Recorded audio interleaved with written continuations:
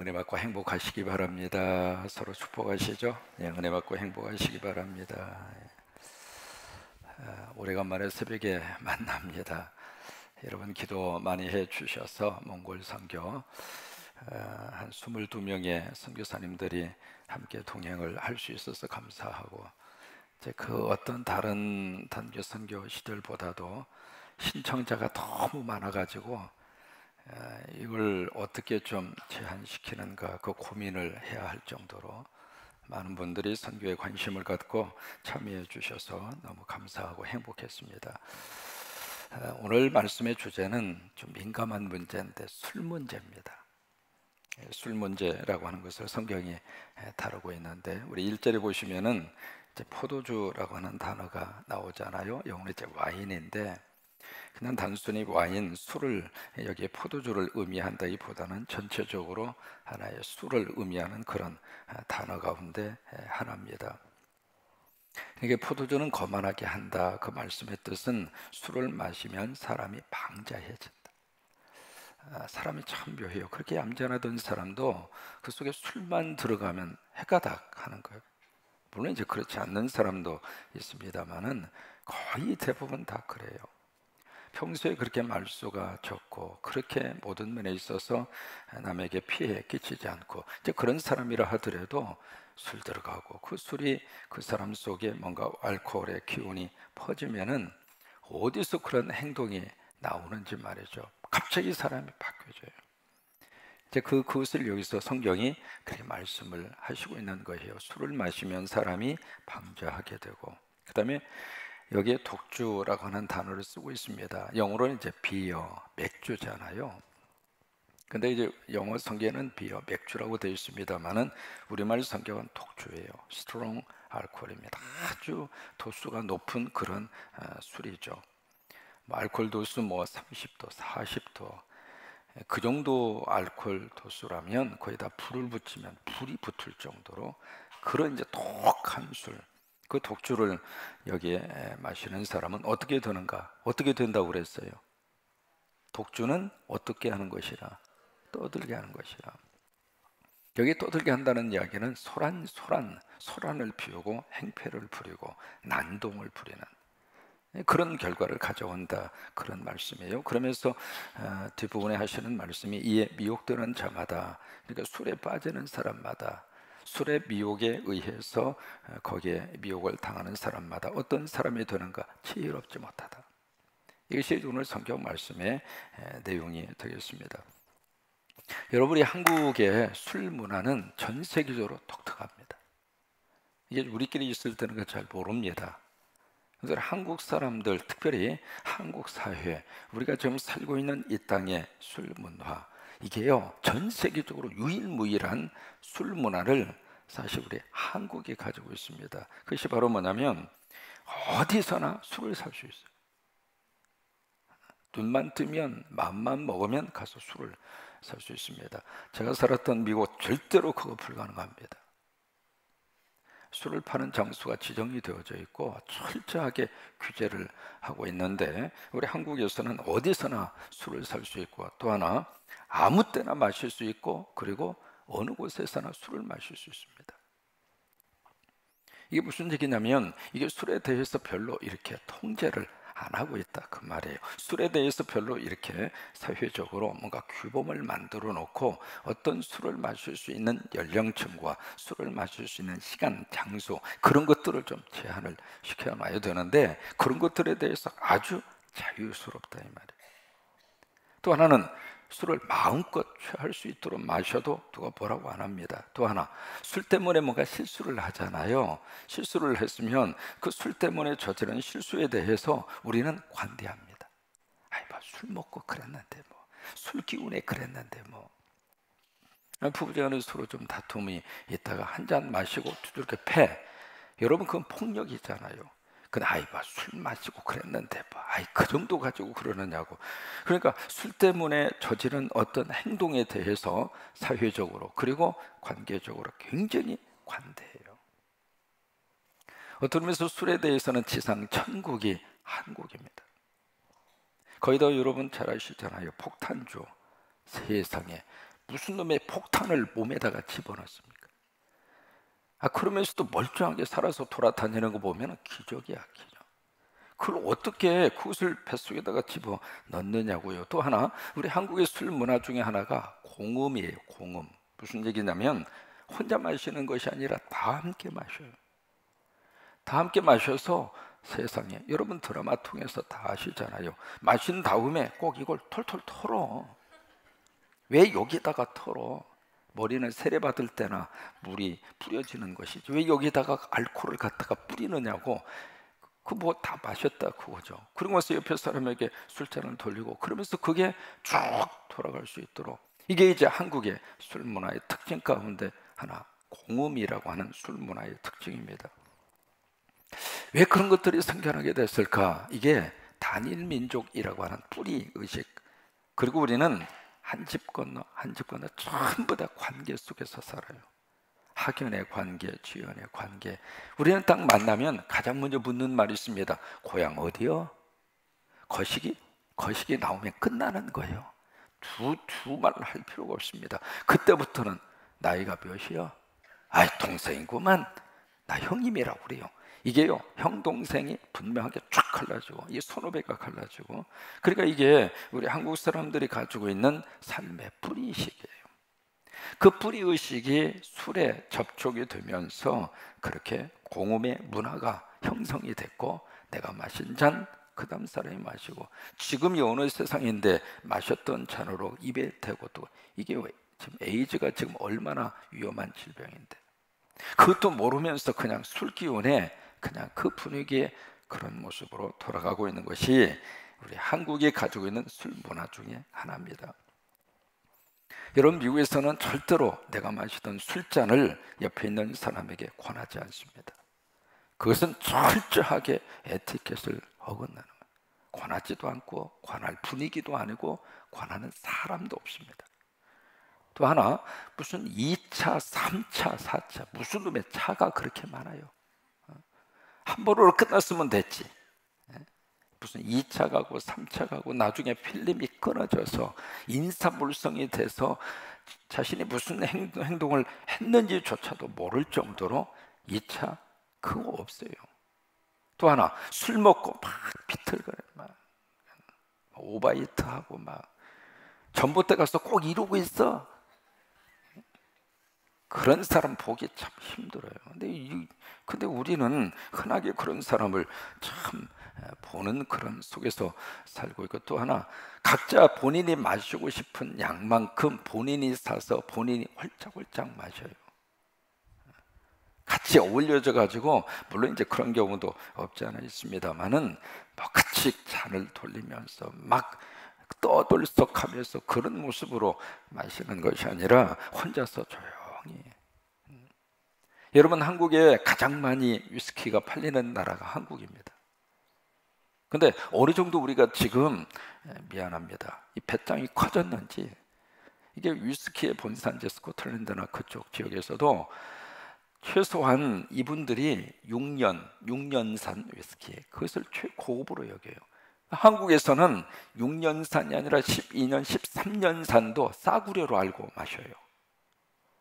이게 우리 한국 사람들이 얼마나 지금 배포가 커졌는지 몰라요. 언제부터 이렇게 술에다가 인심이 후해서 돈을 팍팍 퍼 부어도 막 아깝지 않을 정도로 언제부터 이렇게 살았어요? 정신 차려야 돼요. 먹고 살만할 때 하나님이 기뻐하지 않는 곳에다가 쏟아 부으면 바닥나게 돼 있어요. 나중에 가서 땅을 치고 통곡해도 그때 가서는 안 되는 거예요. 그러니까 우리가 다시 한번 이 하나님이 왜 이 술 문제를 이 잠언의 말씀 속에 인생의 지혜의 말씀을 쭉 우리에게 주시면서 지혜롭게 사는 사람이 누구 있는가? 술을 가까이 하지 않는 사람, 술을 입에 대지 않는 사람, 술과의 관계를 잘 정리하고 사는 사람, 그 사람이 인생의 참 지혜를 가지고 사는 사람이에요.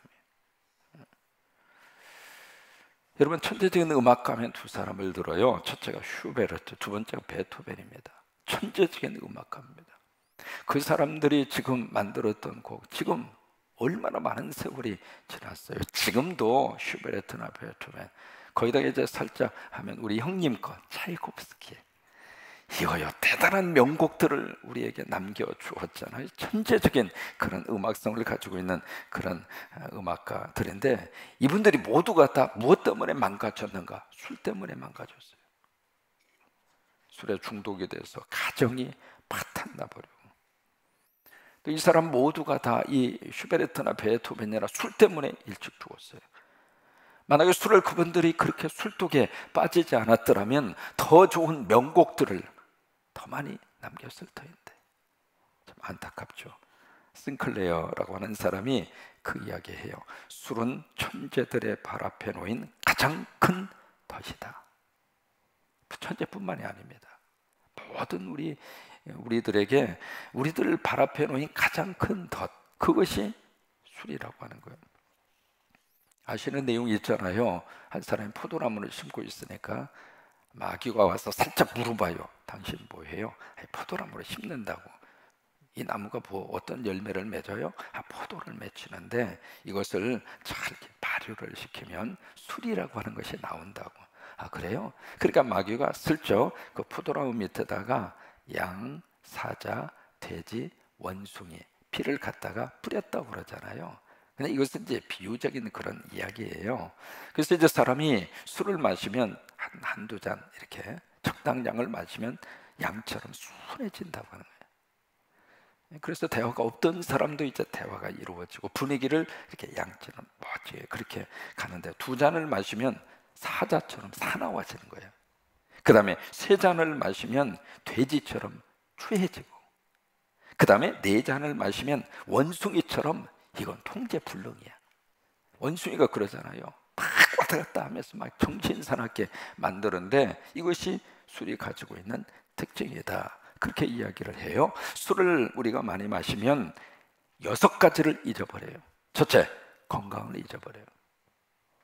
여러분, 술 좋아하고 술독에 빠진 사람 치고 건강 누구도 책임질 수 없습니다. 제가 말씀드린 것 같아요. 서집사님이라고 계세요.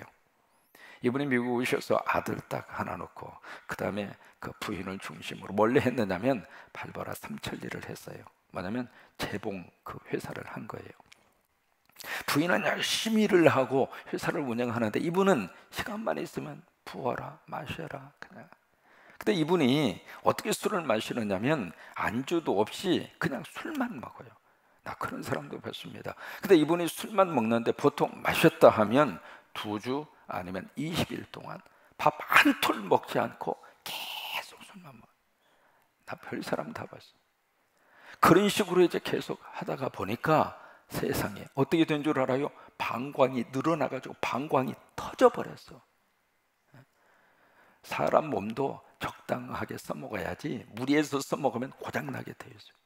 이게 터져버리니까 이제 연락이 와서 병원에 가서 보니까 사람이 이게 서큘레이션이 안 되면, 이게 신진대사가 이루어지지 않으면 가장 먼저 나타나는 현상, 온 몸이 부어요.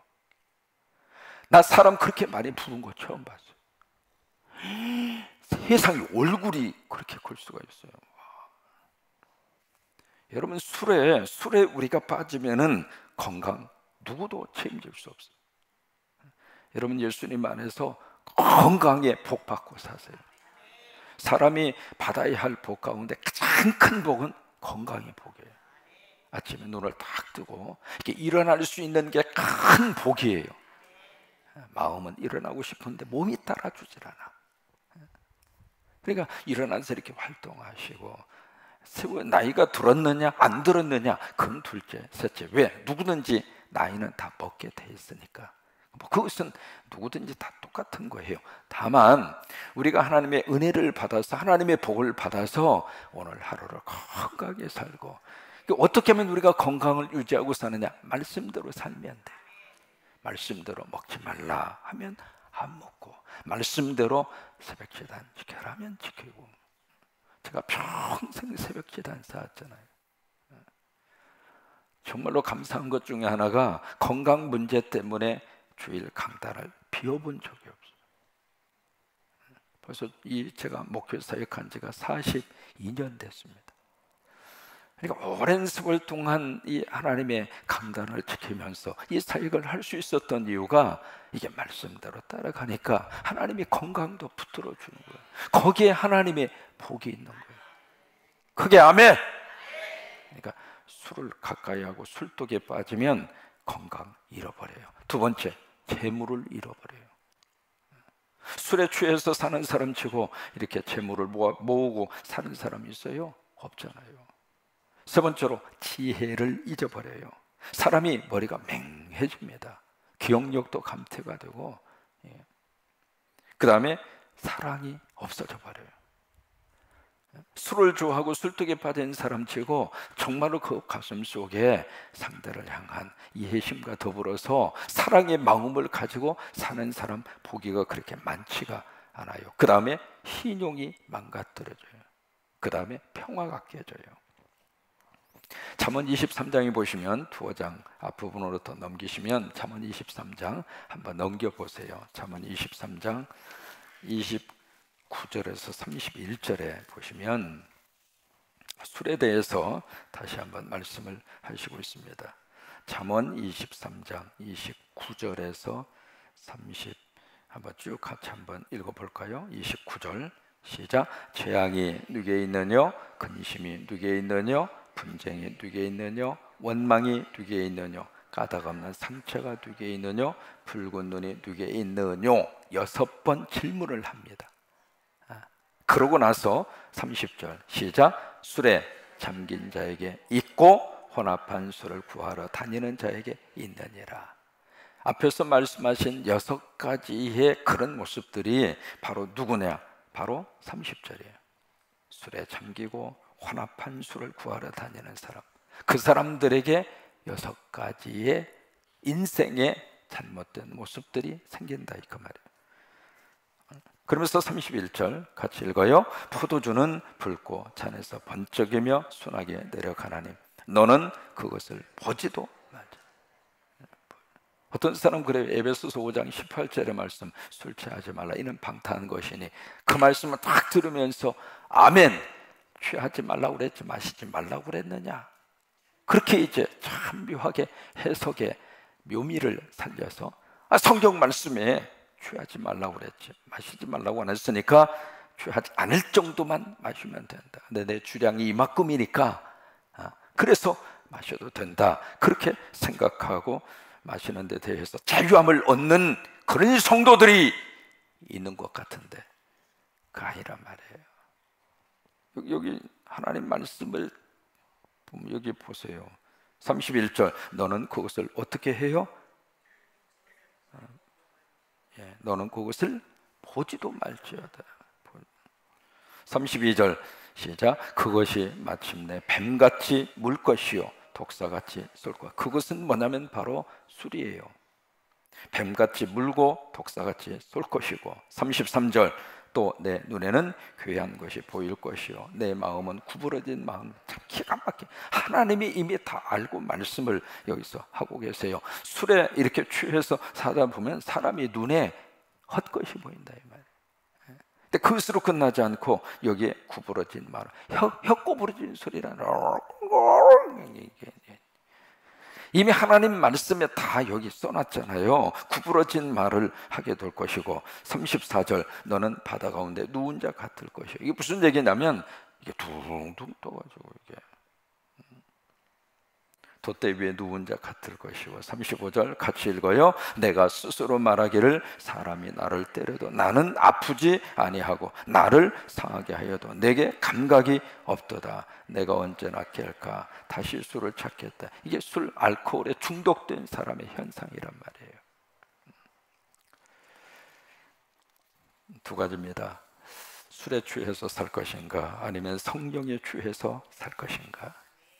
술의 지배를 덜 받고 살 것인가, 아니면 하나님의 영의 지배를 받고 살 것인가. 인생은 끊임없는 선택이에요. 그 선택 속에서 무엇을 선택하고 살 것인가는 우리에게 달려 있어요. 하나님 말씀하세요. 성령을 선택하고 성령의 지배를 받고 그 안에서 인생을 사는 사람이 최고로 잘 사는 거예요. 세상적으로 성공한 사람만 잘 사는 게 아니에요. 하나님의 말씀 의지하고 교회 중심으로, 하나님 중심으로 그렇게 사는 사람이 최고로 잘 사는 사람. 그런 의미에서 이 새벽에 오신 여러분 모두가 다 잘 사는 분들이에요.